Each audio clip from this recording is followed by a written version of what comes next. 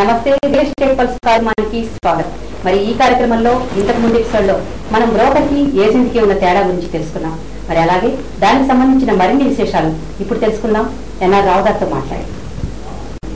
నమస్తే. నమస్తే. మనం ఇంతకు ముందు ఎపిసోడ్లో వీటి గురించి మనం చర్చించుకున్నాం.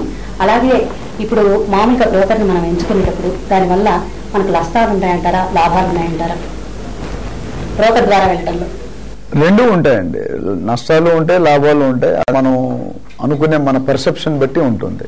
సో ముఖ్యంగా ఒకవేళ మనము అడ్వాంటేజెస్ గురించి కనుక డిస్కస్ చేయాలనుకుంటే ఫస్ట్ అసలు మనం ఎందుకు ఆయన అపాయింట్ చేయాలనుకుంటున్నాం అనేది మనకి క్లారిటీ ఉండాలి. ఎందుకంటే చాలా మందికి అవగాహన ఉంటుంది, కొంతమందికి అవగాహన ఉండదు, కొంతమంది అవగాహన ఉండి టైం ఉండదు. ఈ రెండు ఉన్నా డబ్బులు ఇచ్చే స్తోమత ఉండదు. సో దీన్ని బట్టి ఈ మూడు క్లాసిఫికేషన్స్ ఉన్నాయి. ఈ మూడు క్లాసిఫికేషన్లో మనం జాగ్రత్తగా చెక్ చేసుకోవాలి. ఫస్ట్ మనం ఏం చేసుకోవాలంటే అడ్వాంటేజెస్ అంటే బ్రోకర్ని కనుక మనం అపాయింట్ చేసుకుంటే వాళ్ళకి ఇన్డెప్త్ నాలెడ్జ్ ఉంటుంది. ప్రతి బ్రోకరు మొత్తం ప్రపంచం మొత్తం మీద ఒక బ్రోకర్ చేయలేడు. హైదరాబాద్ మొత్తం ఒక బ్రోకర్ చేయలేడు. హైదరాబాద్లోనే మీరు చూసుకుంటే తెలంగాణ స్టేట్లో 1,00,000 బ్రోకర్లు ఉంటారు, ఏజెంట్స్ ఉంటారు. అంతకుముందు ఎపిసోడ్లో చెప్పుకున్న ఏజెంట్కి, బ్రోకర్కి, రియాల్టర్కి తేడా ఏంటని. సో ఇక్కడ ఏంటంటే మీరు తెలుసుకోవాల్సింది, ఒక ఏజెంట్ని కానీ ఒక బ్రోకర్ని కానీ అపాయింట్ చేసుకునేటప్పుడు ఆయన గురించి చాలా క్షుణ్ణంగా పరిశీలించుకోవాలి. తెలుసుకొని ఫస్ట్ మనకు వచ్చే అడ్వాంటేజ్ ఏంటంటే మనం చేయాల్సి జనరల్గా మనం ఒక ఇల్లు కొనుక్కోవాలనుకోండి, మనం 10 సార్లు 10 రోజులు 10 ప్లేస్లు 10 ఇల్లులు 10 బిల్డర్లు 10 అందరినీ కలుస్తూ ఉండాలి, 10 ఓనర్లు కలుస్తూ ఉండాలి. దీంట్లో ఈ 10 బిల్డింగ్స్ మీరు కొనరు, కొనేది ఒకటే ప్రాపర్టీ కొంటారు. సో కొనేటప్పుడు మీరు ఎంత టైం స్పెండ్ చేస్తారు? అవన్నీ అయిన తర్వాత ఆయన ఇస్తాడో ఇవ్వడో తెలియదు. ఇప్పుడు సడన్ గా మీరు ఒక ప్రాపర్టీ నచ్చుతుంది, ఆ నచ్చిన తర్వాత ఆ సెల్లర్కి ఇంకొక ల్యాండ్ వచ్చి ఇంకో రేట్ ఎక్కువ ఇచ్చాడు అనుకోండి, మారిపోతాడు. అట్లా మీకు అవకాశం ఉంది. సో ఒక బ్రోకర్ ఉన్నప్పుడు ఏంటంటే ఆయన హోంవర్క్ మొత్తం చేస్తారన్నమాట. అంటే ఆయన ఇప్పుడు సపోజ్ గచ్చిబౌలిలో ఎక్స్పర్ట్ వేరే ఉండొచ్చు, ఉప్పల్లో అక్కడ వేరే ఉండొచ్చు, షామిరిపేటలో ఇంకోలా ఉండొచ్చు. సో ఇప్పుడు మీరు గచ్చిబౌలిలో కనుక ఒకళ్ళు చూసుకునేటట్టయితే ఆ ఏరియాలో ఎక్కువగా ఎంతమంది చేస్తారు? ఉన్నవాళ్ళు కొంతమంది అందరూ చేస్తారు జనరల్గా. ఇప్పుడు ఒకప్పుడు చూసుకుంటే ఎంబీబీఎస్ జనరల్గా చేసేవాళ్ళు మనం చిన్నప్పుడు. ఇప్పుడు ఎంబీబీఎస్ ఎవరు పట్టించుకోవట్లేదు. తర్వాత ఎండి అనేది వచ్చింది, అది కొన్ని రోజులు నడిచింది. ఎండి కూడా ఇప్పుడు ఎవరు పట్టించుకోవట్లేదు. ఎండీలో స్పెషలైజేషన్, న్యూరాలజిస్టు, ఆన్కాలజిస్టు, పెడియాట్రిస్టు ఇవన్నీ ఉన్నాయి. సో అంటే ఎంత టెక్నాలజీ పెరుగుతుందో అంత మీకు ఇది అవుతుంది. సో దాంట్లో మీరు ఏం చేయాలంటే ఈ పర్టికులర్ ఏరియాలో ఈ ఏజెంట్కి ఎంత అనుభవం ఉంది. సో ఆ అనుభవం మీద ఆయన ఏం చేస్తారంటే, మీరు గచ్చిబౌలిలో నేను ఒక ఫ్లాట్ ₹1,00,00,000 బడ్జెట్లో కొనుక్కున్నానంటే తక్కువ ఒక 20 ప్రాపర్టీలు చూపించే కెపాసిటీ ఉంటుంది. సో అదే 20 ప్రాపర్టీలు మీరు సొంతంగా చూడాలనుకుంటే మీరు 20 రోజులు స్పెండ్ చేయాలి. ఆ టైంకి ఉంటుంది, వర్షం వస్తుంది, ఓనర్ ఉంటాడు, ఉండడు, ప్రాపర్టీ కీస్ ఉంటాయి, లేవు, ఇవన్నీ ఉంటాయి. సో ఇవన్నీ కాకుండా అప్పుడు ఏం చేస్తారంటే ఈ ఏజెంట్ మన కోసం ఇవన్నీ గ్రౌండ్ ఆల్రెడీ మీలాగా 100 మంది బయర్స్ ఉన్నారు అనుకోండి, ఆయన ఇదే పని ఎవరు అడిగినా ఈ బంచి అక్కడ పంపిస్తాడు. ఇప్పుడు మీరు వస్తారు, ఆయన వస్తారు, నేను వస్తాను, ఇంకెవరు వస్తారు. వచ్చినప్పుడు సేమ్ ఏరియాలో ఉంటే రిక్వైర్మెంట్ అదే రిపీట్ అవుతుంది. రైట్? రిపీట్ అయినప్పుడు ఏమవుతుందంటే మనకి టైం తగ్గుతుంది, ఆయనకి ఇట్స్ రిపీటెడ్ జాబ్. బట్ మనకి అడ్వాంటేజ్ అంటే ఒకేసారి మనం అనుకోగానే 20 ప్రాపర్టీల గురించి డీటెయిల్స్ ఇస్తాడు. సార్ గచ్చిబౌలిలో ఈ ప్రాపర్టీ 3వ ఫ్లోర్ ఉంది, ఈ ప్రాపర్టీ 5వ ఫ్లోర్లో ఉంది, ఈ 10th ఫ్లోర్లో ఉంది, దీని రేట్ ఇంత, ఇది ఇన్ని సంవత్సరాలు కొత్తది, ఇన్ని సంవత్సరాలు పాతది, ఇన్ని డీటెయిల్స్ మనకి ప్రాపర్టీ స్పెసిఫికేషన్. సో అది ఫస్ట్ అడ్వాంటేజ్. మీరు అడ్వాంటేజెస్ అడిగారు కాబట్టి ఇంకా అడ్వాంటేజ్లో ఇంకా 3-4 ఉన్నాయండి. దాని తర్వాత నేను డిసడ్వాంటేజెస్కి వస్తాను. తర్వాత పేపర్ వర్క్. పేపర్ వర్క్ అంటే ఇది చాలా ఇంపార్టెంట్ అండి. ఎందుకంటే రియల్ ఎస్టేట్లో ఏది కూడా ఓరల్గా జరగదు. పేపర్ వర్క్ అంటే basically you're talking about the legal documentation. Legal documents గత ఎపిసోడ్లో మనం చూసుకున్నాము. ఈసీ ఉందా లేదా, లింక్ డాక్యుమెంట్ ఉందా లేదా, సేల్ డీడ్ ఉందా లేదా, సరిగ్గా జిహెచ్ఎంసీ ప్లాన్ ఉందా లేదా, దాని తర్వాత రిజిస్ట్రేషన్ ఎప్పుడైంది, దీని ఓనర్ ఎవరు, వాళ్ళు మ్యూటేషన్ సర్టిఫికెట్స్ ఏమైనా ఉన్నాయా లేవా, లేటెస్ట్ ట్యాక్స్ బిల్ ఉందా లేదా, లేటెస్ట్ ఎలక్ట్రిసిటీ బిల్ ఉందా లేదా, లేటెస్ట్ వాటర్ బిల్ ఉందా లేదా, ఇవన్నీ కూడా లీగల్ డాక్యుమెంట్. ఇవన్నీ మీరు చెక్ చేయాలంటే మీకు చెప్పరు. ఓనర్ ఏమంటాడు, ఫస్ట్ నువ్వు కొను బాబు, తర్వాత చూద్దాం అని అంటాడు. మీరు కొన్న తర్వాత లేవంటే మీరు చేయగలిగేది చేతులు కాలే కాగలు పట్టు. అందుకని ఇక్కడ బ్రోకర్కి ఆ మాట చెప్పలేదు. బ్రోకర్ ఏమంటే, సార్ మీరు ఇస్తేనే నేను బయర్ని తీసుకొస్తా, మీరు ఇవ్వకపోతే బయర్ నేను ఏం చెప్పాలి సార్, ఎలా చెప్పాలి, ఏం మార్కెట్ చేయాలి అని అడుగుతారు కొన్ని వాళ్ళకి. సో ఈ బ్రోకర్ని అపాయింట్ బయర్కి అడ్వాంటేజెస్ ఉంటాయి, సెల్లర్కి అడ్వాంటేజెస్ ఉంటాయి. అందుకని ఒక్కోసారి కామన్గా ఉంటారు. యూఎస్లో అయితే కనుక ఇద్దరు ఏజెంట్స్ వేరు ఉంటారండి. ఇప్పుడు లాయర్స్ కూడా మన ఇండియాలో చూస్తే అంటే పిటిషన్ వేసినాడు, కంప్లైంట్ ఇచ్చినాడు ఇద్దరు ఉంటారు కదా, వాళ్ళిద్దరికి డిఫరెంట్ లాయర్స్ ఉంటారు. వీళ్ళిద్దరు కలిసి మాట్లాడుకుని ఒక్కోసారి సాల్వ్ చేస్తారు. ఒక్కోసారి కామన్ లాయర్ ఉండొచ్చు, ఫ్యామిలీ లాయర్ అనుకో, ఇద్దరు అటు తమ్ముడు ఇటు అన్న అనుకుంటే ఫ్యామిలీ లాయరే ఉంటాడు. సో అట్లా ఇక్కడ కూడా యూఎస్లో మోస్ట్ ఆఫ్ ది కల్చర్ ఏమవుతుందంటే మీకు ఒకటే బ్రోకర్ ఉండడండి. బయర్ తరపున ఇంకోటి రిప్రజెంట్ చేస్తాడు, సెల్లర్ తరపున ఇంకొకటి రిప్రజెంట్ చేస్తాడు. సో చేసినప్పుడు ఏమవుతుందంటే అక్కడ ఇంట్రెస్ట్ని ప్రొటెక్ట్ చేస్తారు. సపోజ్ ఒకటే ఉన్నాడు అనుకోండి, బ్రోకర్కి ఈజీ డీల్ చేయడం, కానీ వీళ్ళిద్దరికి ఎక్కడైనా కొద్దిగా మిస్ మ్యాచ్ జరగవచ్చు.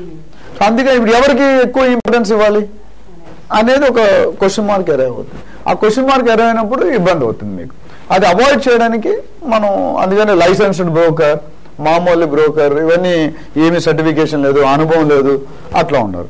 మూడోది ఏంటంటే ఇందాక నేను చెప్పినట్టు ఈ బ్రోకర్ని మనం నియమించుకుంటే మీకు లాట్ ఆఫ్ టైం ఫ్యాక్టర్ అన్నింటిలో. ఇప్పుడు రీసెర్చ్ మీరు వెళ్ళాము, మీకు ఏం చేయాలో తెలియదు, అక్కడ వెళ్ళి నిల్చుంటారు, టైం వేస్ట్. సో ఇప్పుడు అందరికీ మనకి చూస్తున్నాం, ఇంట్లో భార్య భర్త పక్క కూర్చున్నా వాట్సాప్లో మాట్లాడుకుంటాం మనం. సో మనకి అంత టైం ఉండదు basically. So time save. So ఇప్పుడు ప్రతి ప్రాపర్టీకి వెళ్ళి ఆయన కార్ వేసుకొని ట్రాఫిక్లో వెళ్ళి చూసి వచ్చేసరికి అయిపోతుంది.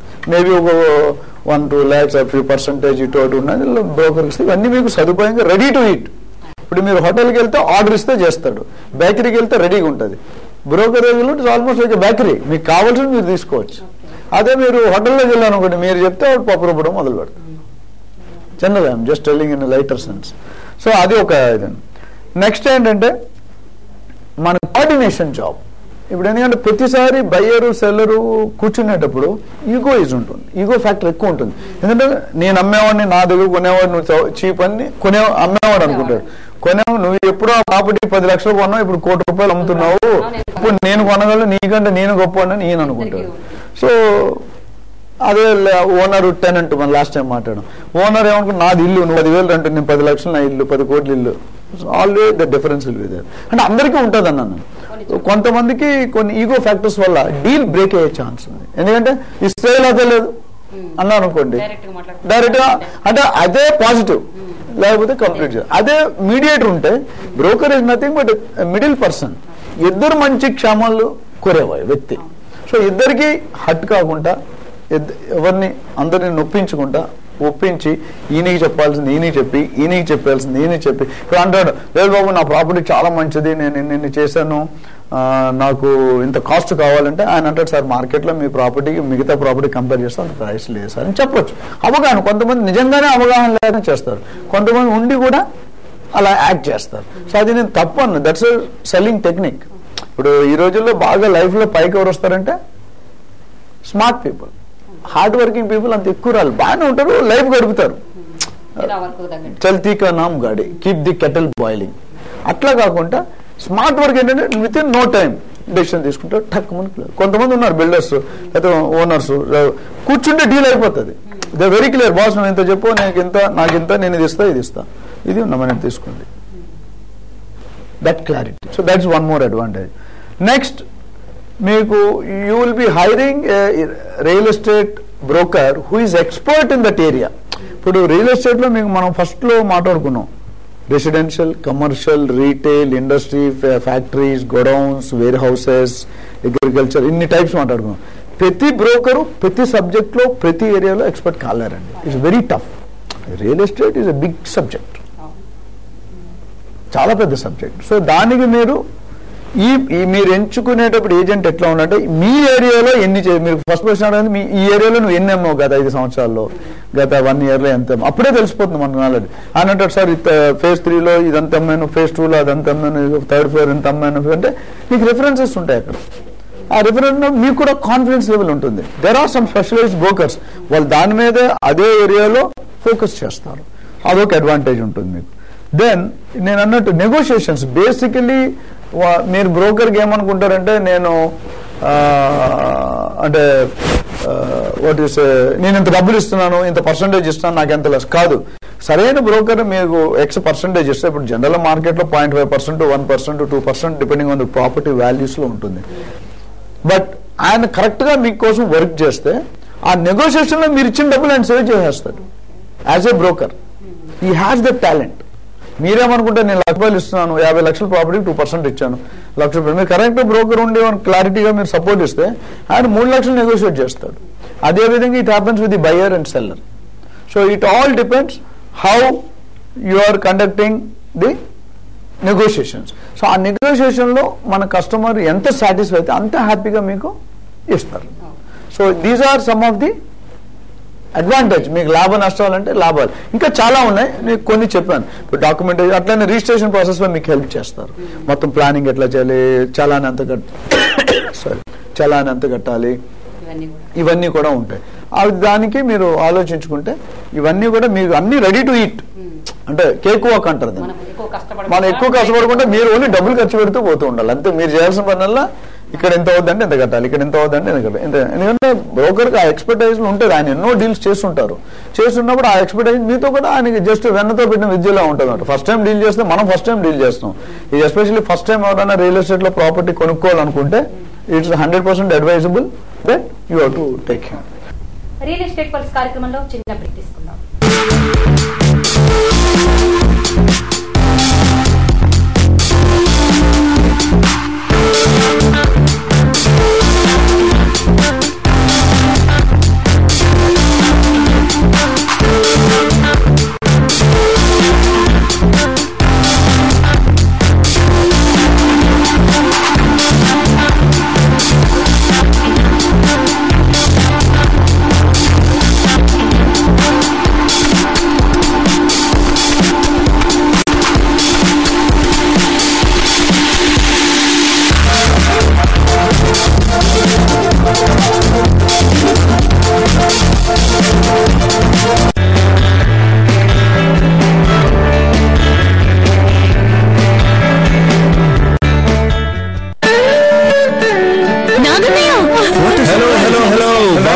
లక్ష్మీ పెళ్లి పత్రికలు మేము ఏం చేస్తామంటే మీరే పత్రికతో వచ్చినారే ఎవరి తప్పండి.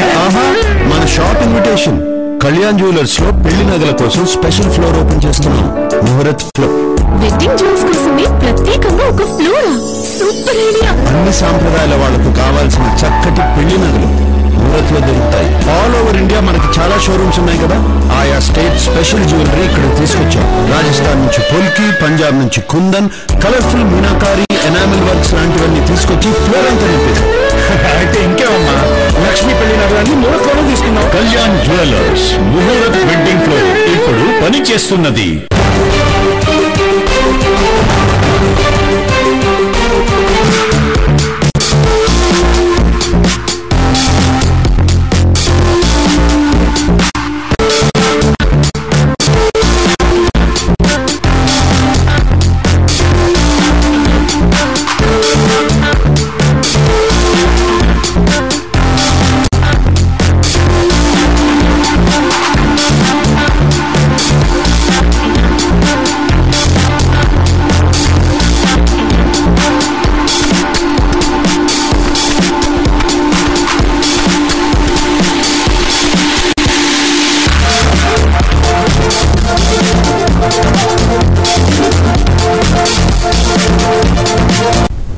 కార్యక్రమానికి తిరిగి స్వాగతం.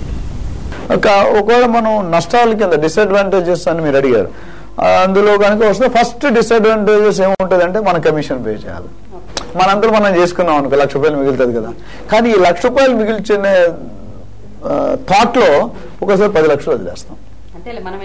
ఎందుకంటే మీకు తెలియదు అనుకోండి, అమ్మాయినా చెప్తాడు కొనే ఆయనకి నా ప్రాఫిట్ ₹1,00,000 అంటే ₹1,30,00,000 చెప్తాడు, ఉండరు. సో ఈయన అంటాడు 10 లక్షలు తగ్గించు అంటాడు. అప్పుడు 20 లక్షలు ఎక్కువ పే చేయొచ్చు కదా. ఈయన మార్కెట్ అనాలిసిస్ ఉండదు కదా బయర్ కూడా. అట్లనే సెల్లర్ కూడా కొంతమంది తక్కువ ఇస్తారు, ఇటు బయర్ ఆఫరు తక్కువ ఇస్తారు. ₹1,00,000 ఉన్న ప్రాపర్టీని 60 లక్షలకి ఇస్తాడు. ఇది తెలియదు. 60 అంటే పాత 70 years 8 years ఓల్డ్కి వాళ్ళకి అంత నాలెడ్జ్ ఎక్కడ ఉంటుంది? ఆ నాలెడ్జ్ ఉండదు. ఆ నాలెడ్జ్ లేనప్పుడు ఏమవుతుందంటే మీకు మనం ఈ 1,00,000 కోసమే చూస్తున్నాం, సూది దెబ్బలు ఉన్నాయి కదా, చూస్తుంటే ఇది పోనేమో, చూడకుండా అది పోతుంది. సో అది అవాయిడ్ చేయాలంటే ఇది మీరు తీసుకున్నప్పుడు ఇది వన్ ఆఫ్ ది డిసడ్వాంటేజ్ ఎందుకనుకుంటే మనం ఎక్స్ట్రా పే చేస్తాం. ప్రాపర్టీ కాస్ట్ ఎంత అనుకుంటే ఇది కూడా ఒక ఖర్చు అనుకోండి మీరు. ఇప్పుడు డాక్టర్ దగ్గరికి వెళ్ళినప్పుడు డాక్టర్ కట్టాక అన్ని మీరు ఇన్పేషెంట్ అయితే ఆపరేషన్కి వెళ్ళాలనుకున్న ఒక డెలివరీకి మీరు 10 రోజులు ఉంటారు, తర్వాత నర్స్కి ఇవ్వాలి, తర్వాత ఎవరు ఆయా ఉంటారు. అది మీరు డాక్టర్కి ఇస్తున్నా కానీ ఇక్కడ ఇవ్వడానికి ఫీల్ అవుతున్నారు. సో మీరు సర్వీస్ తీసుకున్నారు కదా, సంథింగ్ సింపుల్. సో మీరు అన్ని లక్షలు కోట్లు పెట్టి కొనుక్కున్నట్టు ఈ 1-2% పెద్దగా ఉంది. But definitely in terms of disadvantage, ఎందుకంటే సెల్లర్ కనుక బయర్ కనుక వాళ్ళంతలో వాళ్ళు చేసుకుంటే కనుక it should not be any problem. రెండోది ఏమవుతుందంటే మీరు అంతలు మీరు అమ్ముకోవాలనుకున్నా కొనుక్కోవాలనుకున్నా మీకు ఒక ప్రాపర్టీ మీద డెసిషన్ తీసుకోలేరు. సేమ్ బయర్ కూడా అదే ప్రాబ్లం ఉంటుంది. ఎందుకంటే ఓకే నేను ఇప్పుడు ఏదైనా 10 ప్రాపర్టీస్ చూస్తే నాకు ఇది బాగుంది ఇది బాగోలేదు అని పెట్టుకోండి. మేము ఒకటే ప్రాపర్టీ చూసి కొనుక్కోవాలంటే అదే విధంగా సెల్లర్కి ఏమవుతుంది, ఒకటే క్లయింట్ ఉన్నాడు అనుకో, ఆయన చెప్పిన మాట వినాలి. అర్థమైందా మీకు? ఎందుకంటే ఇప్పుడు సెల్లర్ కూడా ఆప్షన్స్ ఉండవు కదా, ఇది డబ్బులు కావాలి అర్జెంట్, కూతురు పెళ్లి చేయాలి లేదా కొడుకు చదివించుకోవాలి. పక్కన ఇప్పుడు నేను 1 కోటి రూపాయలు అనుకుంటాడు, ఆయన అంటాడు నేను 70 లక్షలు ఇస్తే వాళ్ళు క్లోజ్ చేస్తాను అంటాడు, మీరు 30 లక్షలు. అదే మీ దగ్గర ఇంకొక ఆయన ఒక 7-8 ఆప్షన్స్ ఉన్నాయి అనుకోండి, 75 లక్షలు ఒకటి అనొచ్చు, 80 లక్షలు ఒకటి అనొచ్చు, ఇంకోటి 85 లక్షలు అనొచ్చు. మీకు ఆప్షన్స్ ఉంటాయి. ఉన్న దాంట్లో how best you can sell it అది తెలుసుకోవచ్చు. సో అదొక నెగిటివ్ అంటే డిసడ్వాంటేజ్. మీరు బ్రోకర్ని పెట్టుకుంటే ఇవన్నీ మీకు హెల్ప్ చేస్తాడు, ఆయనకున్న నాలెడ్జ్ మీతో షేర్ చేస్తాడు. ఎందుకంటే ఆయన కమిషన్ కోసం ఆయనకు 10 years 20 years ఎక్స్పోజర్ వల్ల చూసుకుంటే మొత్తం పెట్టుకుంటారు. మూడోది ఏమవుతుందంటే always having a middle man disadvantage కూడా ఉంది, మిమ్మల్ని మిస్గైడ్ చేయొచ్చు మనకి. అంటే ఇప్పుడు ఆయన చెప్పేది మీరు గుడ్డిగా నమ్ముతారు, ఒక్కోసారి మీరు నమ్ముతారు మాట. ఒక పర్టికులర్ పర్సన్ అపాయింట్ చేసాం, మన సినిమాల్లో చూస్తాం కదా, మనం బాగా నమ్మినట్టు ఉంటాడు, బట్ ఆయన చేసేది వేరేగా చేస్తుంటాడు. చేయొచ్చు, మనకి ఫేవర్ గా ఉంటాడు. ఎస్పెషల్లీ ఈ పాలిటిక్స్ ఇవన్నీ మనం చూస్తాం. సో చూసినప్పుడు ఏమవుతుందంటే మీకు ఈయన ఆ మిడిల్ మ్యాన్ మీద 100% ట్రస్ట్ పెట్టడం వల్ల ఒక్కొక్కసారి దెబ్బతినే అవకాశం ఉంది. ఎందుకంటే ఇప్పుడు మీరు చూస్తారు, ఎస్పెషల్లీ పెళ్లి చూపుని లింక్ చేస్తారు. Real estate is link with marriage. ఎందుకంటే ఇక్కడ అమ్మాయిని గురించి చర్చిస్తాం, అక్కడ ప్రాపర్టీ గురించి చర్చిస్తాం, అదొకటే తేడా. మిగతా అన్ని సేమ్ టు సేమ్, ఏమి తేడా ఉండదు. సో ఇక్కడ ఏమవుతుందంటే ఆ థర్డ్ పర్సన్ ఎవరైతే ఉన్నారో వారు కనుక కరెక్ట్ ఆయనకి అవగాహన లేక తెలుసో తెలియకో చెప్పింది ఒక్కోసారి తెలియదు. కొంతమంది ఏజెంట్స్ ఏంటంటే ఏదో అడిగారు కదా ఏదో చెప్పాలి, లేకపోతే నా బ్రోకరేజ్ ఇవ్వడు అనే ఇంపాక్ట్ ఉండొచ్చు. కాదు, నిజంగా అంటే కొద్దిగా ఎక్స్పీరియన్స్ ఉన్న బ్రోకర్స్ తెలియకపోతే నేను అడిగి చెప్తాను సార్, ఐ క్రాస్. ఇప్పుడు ట్యాక్స్ రేట్ ఉంది, రేరాలో వచ్చింది, లేకపోతే జిఎస్టీ మారింది, అదే పాత రేట్ చెప్తే ఇట్ నాట్ వర్క్. సో అది మనం కొద్దిగా we'll have to think of. So ఆ మిడిల్ మ్యాన్ వల్ల మీకు definitely there is an advantage as long it's positive, and there is a disadvantage as long it is negative. So అక్కడ మీకు you need to weight both them in equal proportion. అందుకని అది ఒక disadvantage కింద. ఇంకొక point చూసుకుంటే కనుక అంటే ఇదే మిడిల్ మ్యాన్ కి సంబంధించి టైం లైన్. ఒక్కోసారి పేమెంట్స్ మనం ఎవరైనా 1 కోటి రూపాయలు ఇల్లు కొనుక్కుంటే 1 కోటి రూపాయలు ఎంతమంది ఇంట్లో పెట్టుకొని మాట్లాడతారు? పెట్టుకొని మాట్లాడరు. అంటే ఒక 5, 10, 15 ఉంటుంది. సో మిగతా డబ్బులకి మనం టైం లోన్ తీసుకోవాలా, హ్యాండ్ లోన్ తీసుకోవాలా, మీలాంటి వాళ్ళని అడగాల, బ్యాంకులో తీసుకోవాలా, ఏ బ్యాంకులో తీసుకోవాలి, ఏ బ్యాంకులో ఎక్కువ ఇస్తుంది, ఏ బ్యాంకులో ఇంట్రెస్ట్ రేటు. సో ఇక్కడ టైం లైన్ అనేది వెరీ, ఎందుకంటే మీరేమనుకుంటారు ఒక ప్రాపర్టీ నేను ఈ 2 నెలల్లో అమ్మేసి మొత్తం క్లోజ్ చేయాలని, ఇప్పుడు ఏజెంట్ మీద పెడతారు, అది ఏజెంట్ 3 నెలలైనా కస్టమర్ తీసుకురావట్లేదు. సేమ్ థింగ్ బయ్యర్, నాకు ఈ ఫైనాన్షియల్ ఇయర్ ఆఫీస్లో ట్రాన్స్ఫర్ అయింది, ఫిబ్రవరిలో ట్రాన్స్ఫర్ వచ్చింది, మేలో నాకు స్కూల్ స్టార్ట్ అవుతున్నాయి, లేదా జూన్లో స్టార్ట్ అవుతున్నాయి. ఈ 2 నెలల్లో ఆయన ఇల్లు కొనుక్కోవాలా, ఇంటీరియర్స్ చేసుకోవాలా, గృహప్రవేశం చేసుకోవాలా, మొత్తం అందరిని పిలవాలి, ఇవన్నీ ఉన్నాయి, స్కూల్ బస్సు ఎదుక్కోవాలా. సో ఇప్పుడు ఈ టైం లైన్ అనేది ఇంపార్టెంట్. అదే మనందరూ మనం చేసుకుంటే టైం లైన్ మన కంట్రోల్లో ఉంటుంది. ఇప్పుడు మనం ఫాస్ట్ గా చేయాలనుకుంటే ఓవర్ నైట్ చేస్తాం మనం. అది నా ఓన్ కేసు కూడా ఎక్స్పీరియన్స్. ఎవ్రీడే మేము ఇల్లు కొనేటప్పుడు రాత్రి రోజు 1 గంట పడుకునేవాళ్ళం. పొద్దునంత ఆఫీస్ పని, సాయంత్రం సామాను ఒక్కొక్క ఐటమ్ ఒక్కొక్క రోజు. మన ఇంట్రెస్ట్. ఎందుకంటే నాకు ఈ టైంలో నాకు అదే స్కూల్ ప్రాబ్లం, ఈ అకాడమిక్ ఇయర్ స్టార్ట్ అయిపోతుంది, షిఫ్ట్ అవ్వాలి, ఏం చేస్తాం, మనం వేరే వ్యక్తి మీద డిపెండ్ అవ్వలేం.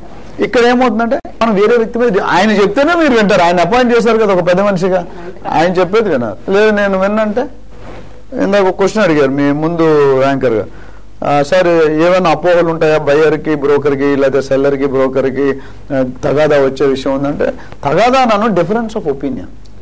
నేను ఒకటి అనుకుంటా, నేను అందుకనే మనం యుఎస్ లో కనుక చూస్తే కనుక లైసెన్స్డ్ బ్రోకర్ అని ఉంటాడు, దానికి ఒక కోడ్ ఉంటుంది. అంటే ఒక డాక్టర్కి ఇక్కడ కోడ్ ఇస్తారు, ఒక లాయర్కి ఒక కోడ్, ఆ కోడ్ ఉంటేనే వ్యాలిడ్. బార్ అసోసియేషన్ ఉంది, అంటే డాక్టర్స్ అసోసియేషన్ ఉంది. సో వాళ్ళకి ఏంటంటే ప్రతి వాళ్ళకి రికగ్నైజ్ లేదు, ప్రతి ఒక్కరు మీరు కూడా బోర్డు పెట్టేస్తారు, సర్టిఫికేట్ పెట్టి నేను డాక్టర్ అని చెప్పి. ఆ పేషెంట్ ఉంటాడో పోతాడో మీకు తెలియదు, చూస్తాం మనం.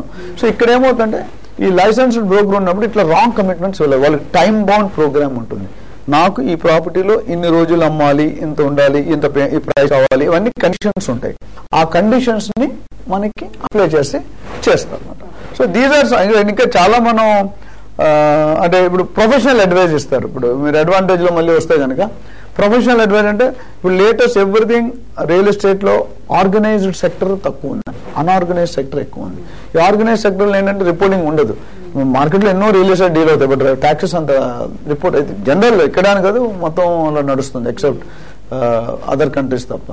సో ఈ ప్రొఫెషనల్ అడ్వైజ్ అనేది నిజంగా ఆ బ్రోకర్ కి అనుభవం కనుక మంచిగా ఉంటే చెప్తాడు, సార్ ఈ ప్రాపర్టీ కొంటే ఇది తక్కువ. ఇప్పుడు కొంతమంది ఉన్నారు ఓన్లీ రోడ్ హీట్ ప్రాపర్టీస్ అడుగుతారు, లేకపోతే కొంతమంది ఓన్లీ గ్రేవ్యార్డ్ పక్కన ప్రాపర్టీస్ అడుగుతారు, లేకపోతే కొంతమంది ఓన్లీ టెంపుల్ పక్క ప్రాపర్టీస్ అడుగుతారు, కొంతమంది ఓన్లీ చర్చి పక్క ప్రాపర్టీస్ అడుగుతారు, కొంతమంది నాలా దగ్గర అడుగుతారు. ఎందుకు అడుగుతారు తెలుసా మీకు? రేటు తక్కువకి వస్తుంది. ఎందుకంటే మీరు ఎదురుగా నాలా పెట్టుకొని ₹1,00,000 ఏం చేస్తారు, 50 లక్షలు అడుగుతారు. 50 లక్షలు అడిగినప్పుడు మీరు 60-10 లక్షలు చేస్తారు, అంటే నాకు 30% సబ్సిడీ వస్తుంది, పోతే దానికి ఏదో కవర్ చేసుకుంటాం. అట్లా కొన్ని ఉంటాయి. సో ప్రొఫెషనల్ అడ్వైజ్ అనేది యాజ్ ఎ బ్రోకర్ గా ఏం చెప్తా అంటే, సార్ దీని లైఫ్ హిస్టరీ కార్డ్ ఇది, ఈ ప్రాపర్టీ ఇప్పుడు ఇది, దీనికి ఉన్నాయి అడ్వాంటేజ్, దీనికి ఉన్నాయి డిసడ్వాంటేజెస్. అట్లానే మీరు ఒక కార్పొరేట్ కంపెనీ బ్రోకర్ దగ్గరికి వెళ్తే కనుక దే విల్ నార్మల్లీ ఈ అపోహలు, ఈ ఫ్రాడ్స్, ఈ చీటింగ్ కేసెస్ అనేది జనరల్ గా మినిమైజ్ అయిపోతాయి. అంటే 100% ఉండవని చెప్పలేను, కానీ బట్ జనరల్ గా ఒక 10 సంవత్సరాలు మార్కెట్ లో ఒక కంపెనీ పనిచేస్తుందంటే, అంటే నిలబెట్టుకొని ఉందంటే they have some credit. So చాలా మంది ఏంటంటే బ్రోకర్ అంటే బ్యాడ్ అనే ఒక నోషన్ ఉంది, అది 100% కరెక్ట్ కాదండి. Brokers are also qualified, there are some professional highly qualified people, వాళ్ళు ఇంజనీరింగ్, MBA, IIT చేసిన కూడా రియల్ ఎస్టేట్ బ్రోకరేజ్ చేస్తున్నారు. అంత మాత్రం వాడు మంచివాడు కాదనుకోవడం మన అపోహ. So there is a very big business as a career. Starting లో మాట్లాడిన రియల్ ఎస్టేట్ కెరియర్ గా తీసుకుంటే కనుక ఫిక్స్డ్ శాలరీస్ ఉండవు, బట్ రియల్లీ నువ్వు ఫోకస్ గా చేసి పడితే మోర్ దెన్ శాలరీస్, మీరు 3 times 4 times 5 times శాలరీకి ఒక నెలకు 3 డీల్ చేసాం, ఏ గవర్నమెంట్ శాలరీ వస్తుంది మీకు చెప్పండి? ఒక ₹1,00,00,000 పాటు 3 డీల్ చేసాం అనుకోండి, నాకు 6-7 లక్షల ఇన్కమ్, ఏ జాబ్ చేసుకున్నా రాదు. So that is the difference. ఈ బ్రోకరేజ్ కొంతమంది ఏంటంటే ఏమంటారు, ఎక్స్పెన్సివ్ ఉంటారు. ఎప్పుడైనా చూడండి, పిండి కొలిది రొట్టి క్వాలిటీస్. ఇప్పుడు మీరు ఒక డాక్టర్ దగ్గరికి వెళ్ళారు అనుకోండి, ఒక హాస్పిటల్కి వెళ్ళగానే మీకు హై రేట్ ఉంటాయి, కానీ మీకు డిసీజ్ కూడా అంతే జల్దీ తగ్గుతుంది. బట్ లో ప్రొఫైల్ దగ్గర రేట్ తక్కువ ఉంటుంది, 10 విజిట్లు చేయాలి. ఇది మన చాయిస్, ఇది వాళ్ళు కరెక్ట్, వీళ్ళు కరెక్ట్. సో ఇక్కడ ఏమవుతుందంటే మన ఎక్స్పెన్సివ్ అనుకుంటే we cannot do it. So అది these are some of the main advantages and disadvantages. మరి అలాగే మనం కమిషన్ పే చేసినప్పుడు ఏజెంట్స్ బిల్స్ ఇవ్వడం అనేది జరుగుతుంది. అంటే జనరల్ గా నేను చెప్పానండి, ఏజెంట్, బ్రోకర్, రియాల్టర్, ఇది హైరార్కీ అండి. Agent is the lowest profile, broker is next level, and realtor is highly professional. Bills ఇస్తారా అంటే దాన్ని నేను ఈ ఫోరంలో ఆన్సర్ చేయలేను. మీరు అన్ని క్వశ్చన్లు అడగడం ఎట్లా అంటే ఆ స్పీకర్ని ఎట్లా కార్నర్ చేద్దాము అనుకుంటారు, అట్లా కార్నర్ చేయకూడదు. మీరు బిల్లు ఇస్తారంటే అఫీషియల్ అయితే ఇవ్వాలి, నేనైతే చెప్తాను. యాజ్ ఎ ప్రొఫెషనల్ బ్రోకర్ మనం సర్వీస్ తీసుకున్నప్పుడు నేను ₹1,00,000 ఛార్జ్ చేస్తే దాన్ని నేను సర్వీస్ ట్యాక్స్ వసూలు చేయాలి, వాళ్ళు TDS కట్ చేయాలి. ఇచ్చేటప్పుడు TDS కట్ చేస్తారు, మనం పే చేసేటప్పుడు సర్వీస్ ట్యాక్స్ కట్టాలి. అది ప్రొఫెషనల్ వే. ఇప్పుడు కార్పొరేట్ కంపెనీస్ కానీ మీరు చూసుకుంటే కనుక definitely they will give you the bills, they clear గా ఉంటుంది. వాళ్ళ PAN నెంబర్ ఏంటి, TIN నెంబర్ ఏంటి, TAN నెంబర్ ఏంటి, అన్ని కూడా మీ ఇన్వాయిస్ లోనే ఉంటుంది. మీరు చాలా మంది ఏమనుకుంటారంటే బిల్లు తీసుకోకపోతే మన ట్యాక్స్ మిగులుతుంది కదా అనుకుంటారు, కానీ అది జనరల్ గా ఇట్స్ నాట్ కరెక్ట్ అండి. ఎందుకు తెలుసా? ఇప్పుడు మీకు ఏదైనా ఒక ఫ్రాడ్ జరిగింది అనుకోండి, లేకపోతే ప్రూఫ్ ఉండదు కదా. సపోజ్ మీరు కొనుక్కున్న ప్రాపర్టీని, లేకపోతే మీ దగ్గరకు వచ్చే బయ్యర్ కానీ ఏదైనా సపోజ్ అది టోటల్లీ జంక్ పేపర్స్ అనుకోండి, లేకపోతే యూ కెనాట్ క్వశ్చన్ ఏం ప్రూఫ్ చూపిస్తారు, నాకు తెలియదండి మేడం ఎవరో, నేను అసలు డీలే చేయలేదు అన్నాడు. అదే ఇప్పుడు మన షాప్ లోకి వెళ్తాం, సేమ్ ప్రాబ్లం. మీరు గోల్డ్ కొంటారు, గోల్డ్ కొన్నట్టు బిల్ తీసుకోండి, ట్యాక్స్ పడుతుంది. లేదా టీవీ కొంటారు, బిల్ తీసుకోండి. ఎందుకు తీసుకోరంటే ట్యాక్స్. మీరు 10% చూస్తున్నారు, నేను 90% గురించి ఆలోచిస్తున్నా. తర్వాత దాన్ని కాపాడుకోవడం. రేపొద్దు మీకు డూప్లికేట్ అని తేలితే బిల్ ఉంటే మీరు పట్టుకోవచ్చు కదా, అడగవచ్చు కదా. అదేవిధంగా బయర్ ఇల్లీగల్ సోర్సెస్ లో డబ్బులు ఇచ్చారు అది కూడా మీకు తెలుస్తుంది. సో ఈ బిల్ ఇవ్వడం అనేది, ట్యాక్సెస్ కట్టడం అనేది, టీడీఎస్ కట్టడం అనేది వెరీ ఇంపార్టెంట్ అండి. అలాగే మనం ఈ బ్రోకర్స్ ఎంచుకునేటప్పుడు వాళ్ళకు ఎన్ని సంవత్సరాల ఎక్స్పీరియన్స్ ఉంది అనేది కూడా చూడాలంటారా? డెఫినెట్ గా చూడాలండి. ఇప్పుడు మీరు నిన్నగాక మనం బిజినెస్ మొదలు పెడితే మీ దగ్గర ఏం ఇన్వెంటరీ ఉంటుంది? ఇప్పుడు పిల్లడు పుట్టగానే నడ్డు కదా, ఫస్ట్ మీరు వేబెట్టి నడిపిస్తారు, దాని తర్వాత స్లోగా అడుగు మీద అడిగేస్తాడు, దాని తర్వాత స్లోగా జాగింగ్ చేస్తాడు, దాని తర్వాత స్పీడ్ వాకింగ్ చేస్తాడు, దాని తర్వాత ఫుల్ రన్నింగ్ చేస్తాడు, తర్వాత పీటీ ఉషాలాగా 100 మీటర్ డాష్కి వెళ్తాడు. ఇదంతా ఒక ప్రాసెస్ ఉంది కదా. The baby has to be delivered in 9 months. You cannot prepone it to 3 months. Can we do it? We cannot do. So definitely గా నన్ను అడిగితే if you ask it నా ఒపీనియన్ మాత్రం అండి, ఇది మేబీ కొంతమందితో ఇది డిఫర్ కావచ్చు. నా ఒపీనియన్ అంటే మీరు ఎప్పుడైనా you're paying, when you pay you have the rights, you have to take the services. ఆ సర్వీసెస్ తీసుకునే వాళ్ళనుకుంటే ఆయనకి బ్యాక్గ్రౌండ్ చెక్ చేస్తుంది. Again I'm linking to same thing. ఈ అబ్బాయి ఉన్నాడు, ఈ అబ్బాయికి ఏమేమి అలవాట్లు ఉన్నాయి, ఎన్ని రోజులు బట్టి ఉన్నాడు, తాగుతాడా, స్మోకింగ్ ఉందా, ఎలా చూస్తాం. అదేవిధంగా ఈ పర్టికులర్ బ్రోకర్ని ఎవరైతే మనం అపాయింట్ చేస్తామో, అపాయింట్ చేసేటప్పుడు what is his background, how long is in the business, అలాగే రెఫరెన్సెస్ తీసుకోండి. అంతకుముందు కస్టమర్ మనం డీల్ చేసాం కదా, ఆ కస్టమర్ 3-4 అడిగితే దే విల్ టెల్ యూ, చూసుకో ఓకే ముగ్గురులో తప్పు చెప్పొచ్చు, వారికి పడక ముగ్గురు correct, still you can take. నిజంగా నేను మంచి సర్వీస్ ఇస్తే డెఫినెట్ గా no customer will talk bad about me. ఎందుకు మాట్లాడతాడు బ్యాడ్ చేయరు. సో అనుభవం అనేది ఉండాలండి, సరైన అనుభవం కూడా ఉండాలి. అనుభవం, సరైన అనుభవం అంటే దానికి రెలవెన్సీ ఉన్న అనుభవం. నువ్వు చేసేది బ్రోకరేజ్ బిజినెస్, ఆయనకి ఇంకెక్కడో అనుభవం ఉంది అనుకోండి, ఆ అనుభవం ఇందులో ఇప్పుడు చూడండి చాలా మంది సాఫ్ట్వేర్ అది ఇంకేదో కంపెనీ వచ్చి కొత్తగా 10 సంవత్సరాల్లో వేరే బిజినెస్ లో జాయిన్ అయితే ఆడు బేబీతో సమానం. ఆ బిజినెస్ కి బేబీ, మిగతా దాంట్లో ఆయన ఎక్స్పర్ట్ ఉండొచ్చు. ఆ ఎక్స్పర్టైజ్ ఇక్కడ కౌంట్ కాదు. ఇప్పుడు మీరు తెలుగు మీడియం చదివారు, తర్వాత సిబిఎస్ఈకో లేదా ఐసీఎస్ఈకి వెళ్ళాను అనుకోండి, తెలుగు మీడియం పోయినట్టే. అంతే, నేను తెలుగు మీడియంలో 2 సంవత్సరాలు వీళ్ళు ఫస్ట్ నుండి చదవమంటారు ఇక్కడ. సో డెఫినెట్ గా మీరు బ్రోకర్ ని నాట్ ఓన్లీ ఎక్స్పీరియన్స్, ఆయన క్వాలిటీస్, ఆయన పర్సనల్ కాంటాక్ట్స్, ఆయన బిజినెస్ కాంటాక్ట్స్, ఆయన పాస్ట్ క్లయింట్స్, ఇవన్నీ కూడా మీరు డెఫినెట్ గా అంటే ఎంత కమిటెడ్ గా ఉన్నాడు, మార్కెట్ బ్రాండ్ వాల్యూ ఉంది, బ్యాంక్ రెప్యుటేషన్ ఎట్లా ఉంది, ఇవన్నీ కూడా మీరు చెక్ చేసుకొని అప్పుడు మీరు చూసుకుంటే అది మీకు స్మూత్ హెజల్ ఫ్రీగా అవుతుంది. లేకపోతే పెట్టుకున్న దాకా ఒక ప్రాబ్లం, పెట్టుకుంటారు. ఇప్పుడు మన కారు డ్రైవర్ పెట్టుకున్నట్టే ఉంటుంది, డ్రైవర్ మీద మన ఫుల్ డిపెండెన్స్ అయిపోయింది. వాడు రాకపోతే మన కారు కదలదు. ఆయన ఉన్నాడని మీరు పెద్ద కారు కొనుక్కున్నారు, మీకు పెద్ద కారు మీరు నడపలేరు, మీరు తీసారంటే ₹1,00,000 డ్యామేజ్ అవుతుంది. బెంజ్ కారు ఉందని మీరు ఏం నడుపుతారు ఈ ట్రాఫిక్ లో? ఆ డ్రైవర్ ఎక్స్పెక్ట్ వాడు 20,000 పెట్టు, వాడు రాలేదు, యూఆర్ డిపెండింగ్.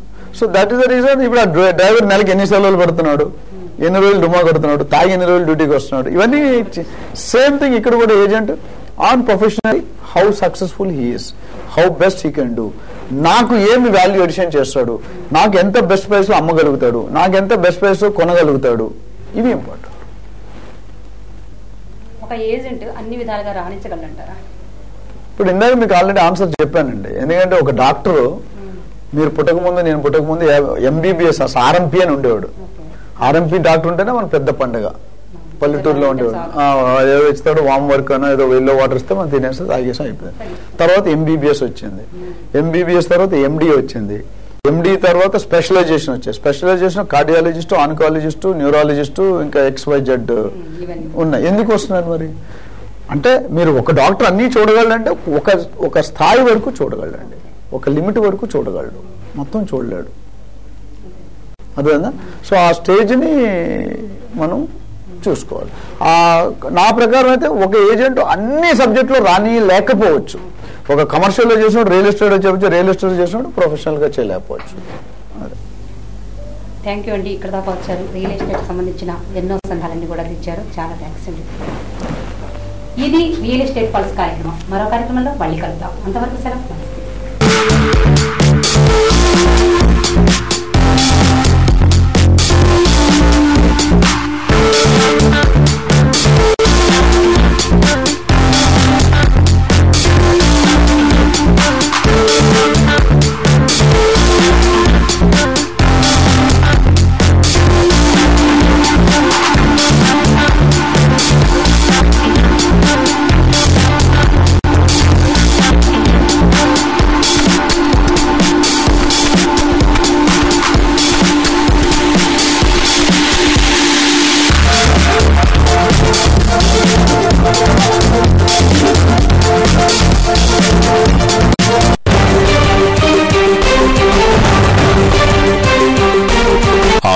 ఆంధ్రప్రదేశ్ 24 గంటలు నాణ్యమైన విద్యుత్తు, సమృద్ధిగా నీరు, పుష్కలంగా భూమి, సమర్థవంతమైన నాయకత్వం. ఆంధ్రప్రదేశ్ పెట్టుబడులకి భారతదేశంలోనే అత్యంత ఆకర్షణీయమైన రాష్ట్రం. Andhra a daylight opportunity in the Sunrise State.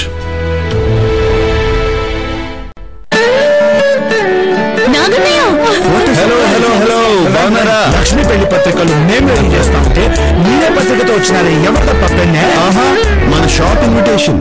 Kalyan jewellers లో పెళ్లి నగల కోసం స్పెషల్ ఫ్లోర్ ఓపెన్ చేస్తున్నాం. ముహూర్త్ ఫ్లోర్. వెడ్డింగ్ జ్యువెల్స్ కోసమే ప్రత్యేకంగా ఒక ఫ్లోరా?